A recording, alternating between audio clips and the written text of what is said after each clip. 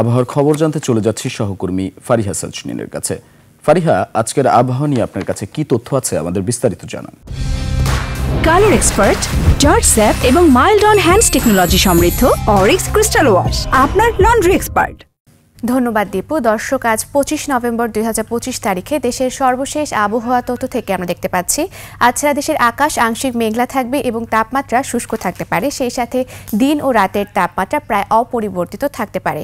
বর্তমানে বিশেষ কিছু অঞ্চলের তাপমাত্রা যদি আমরা দেখে থাকি তাহলে সিলেটে রয়েছে 22 ডিগ্রি সেলসিয়াস, ঢাকায় রয়েছে 22 ডিগ্রি সেলসিয়াস, খুলনা ও বরিশালে রয়েছে 21 ডিগ্রি সেলসিয়াস। গতকাল সর্বনিম্ন তাপমাত্রা রেকর্ড করা হয়েছে তেঁতুলিয়াতে, যা 14 ডিগ্রি সেলসিয়াস এবং সর্বোচ্চ তাপমাত্রা সীতাকুণ্ডে যা 32.4 ডিগ্রি সেলসিয়াস। গত 24 ঘন্টায় রাজধানী ঢাকায় সর্বোচ্চ তাপমাত্রা ছিল 29.5 ডিগ্রি সেলসিয়াস এবং সর্বনিম্ন তাপমাত্রা 19 ডিগ্রি সেলসিয়াস। আজ ঢাকার আকাশ আংশিক মেঘলা থাকতে পারে এবং উত্তর অথবা উত্তর পশ্চিম দিক থেকে ঘন্টায় 8 থেকে 10 কিলোমিটার বেগে বাতাস প্রবাহিত হতে পারে।